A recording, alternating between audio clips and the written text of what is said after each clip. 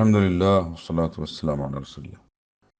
এখানে লিখিত একটা প্রশ্ন আসছে, আরেকটা ভয়েসটা নিয়ম ফলো করতে হবে, যে এটা লিখিত বলতে হবে। যাই হোক, এটা একসাথে আমি উত্তর দিচ্ছি, কারণ দুইটারই বিষয় এক। একটা বিষয়ে মেয়ে আর একটা বিষয়ে ছেলে, এই হলো পার্থক্য। আর আরেকটা হলো যে দিনের, ব্যাপকভাবে দিনের প্রতি এবং দিনদার ব্যক্তিদের এবং দিনী অনুশাসন এগুলোর প্রতি অভক্তি, যদিও বা দিনের লাইনে তাকে শিক্ষার জন্যে মা বাপ দিয়েছেন, এবং দ্বিতীয় ব্যক্তিকে কোরআনের হাফিজ বানানো হয়েছে, অথচ কোরআন মন মজিয়ে পড়ার থেকে তার অভক্তি, এই এই দিক থেকে দুইটাই এক। তো এই জন্য এখানে যেটা হলো ব্যবস্থাপনা, সেটা হলো আপনাদের গাইড দেওয়া, যেটা দিচ্ছেন ওইটাকে আরো জোরদার করা, আরো চিন্তা ভাবনা করা, কোনো পরিকল্পনা এখানে আরো কিছু আছে কিনা, তার বাস্তবের আলোকে, অভিজ্ঞতার আলোকে, তার পরিস্থিতি অনুযায়ী, যেই সমাজে সে থাকে আরো কোনো পথ সেখানে বন্ধ করার প্রয়োজন আছে কিনা, আবার এমনভাবে বন্ধ না করা হয় যাতে সে মনে করে যে এটা আমার উপর অতিরঞ্জন করা হচ্ছে, তখন আরো বিগড়ে যায়, এরকম না। মানে তাকে পুষিয়ে নেওয়া এবং সেই সাথে সাবধানতার সাথে যত পথ আছে যেগুলোর কারণে মন এরকম হজবরল হয়, যেমন একটা বললেন মোবাইল সেফ রাখা, এটাও করতে হবে কোরআন যিনি হাফিজ তার ক্ষেত্রেও। এবং সাবধানতার সাথে, তার সাথে সখ্যতা বজায় রেখে, তার সম্মানবোধ সহ, স্নেহ মিশ্রিত সম্মানবোধ হবে এটা, তাকে শাসনের আওতায় রাখা সব সময়, যাতে আমরা বলি যেমন সাপও মরে লাঠিও বাঁচে। এটা হলো ব্যবস্থাপনা। এবং আকর্ষণীয়ভাবে কোরআনের তিলাওয়াত, সুন্দর তিলাওয়াত, নিজে এটা নিয়ে অভিভূত হওয়ার ভাবটা তার সামনে এখানে ইচ্ছা করে প্রকাশ করলে কোনো সমস্যা নেই, এটা রিয়াকারি না।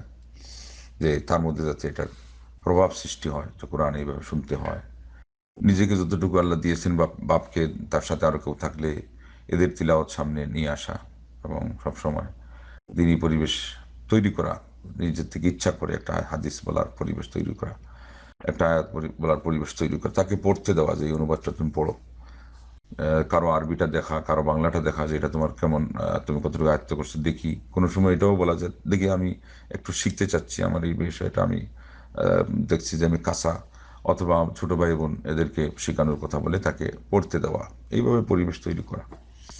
এবং সময় বের করে প্রত্যেক দিন, এই যে আজকে ছোট সূরাতে, কালকে একটু বড় সূরা আমরা শুনতে চাই তোমার কাছ থেকে, আমরা জীবনের একটা স্বপ্ন, এরপরে তাকে থ্যাঙ্কস দেওয়া, বাহবা দেওয়া, এর কারণে তাকে উৎসাহিত করা, সে যেটা চায়। অনেক কিছু আমরা করি, খাবার এটা চায়, পান করার, পড়ার এটা চায়, অনেক সময় খেলার, অনেক সময় আরো কিছু চায়, তো ওইটার জন্য এখানে তাকে একটা কন্ডিশনে নিয়ে আসা, যে এইটা করো তাহলে আমরা এটা দিয়ে দেবো, এইভাবে করা। আর দোয়া করা, ইয়া মুকাল্লিবাল কুলুব সাব্বিত কলবা ওয়ালাদি আলা দীনিক। আর উনি বলবেন সাব্বিত কলবা বিনতি আলা দীনিক। ওয়ালাদি হলো ছেলে, আর বিনতি হলো মেয়ে। তারপরে আল্লাহ মাগফির যামবাহু ওয়া হাসসিন ফারজাহু ওয়াগফির, আল্লাহ মাগফির যামবাহু ওয়া হাসসিন ফারজাহু। তারপরে হলো আল্লাহ নবী সাল্লাল্লাহু আলাইহি ওয়াসাল্লাম যেটা বলছিলেন,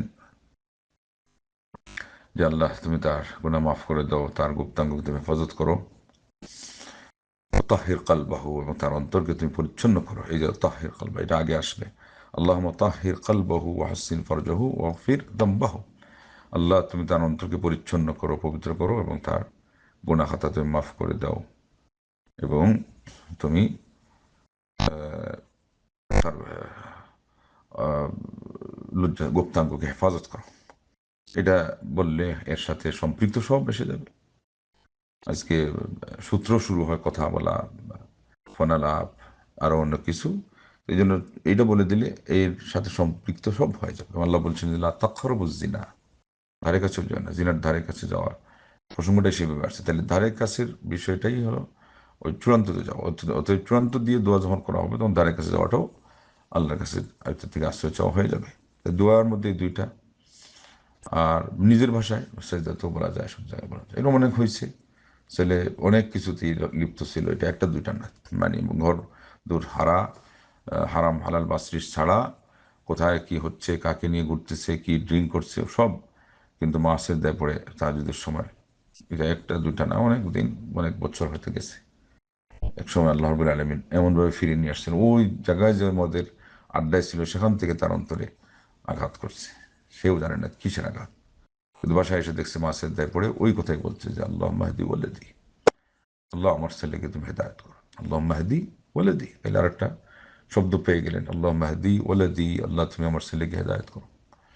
আর মেয়ে যদি হয় তাহলে বলবেন আল্লাহ মাহদি বিনতি। মা বাবার কথা তো আল্লাহ রাব্বুল আলামিন শুনেন, মা বাবার দোয়া আল্লাহ শুনেন, শুনবেন অবশ্যই। সময় হয়তো লাগবে, আমাদের দোয়া ওই পরিমাণ হচ্ছে কিনা, আমাদের ব্যবস্থা চেষ্টা ওরকম হচ্ছে কিনা, তাইলে আল্লাহ রাব্বুল আলামিন সেটা পূর্ণ করে দেবেন। অবশ্যই তার কাছে আশা রাখতে হবে।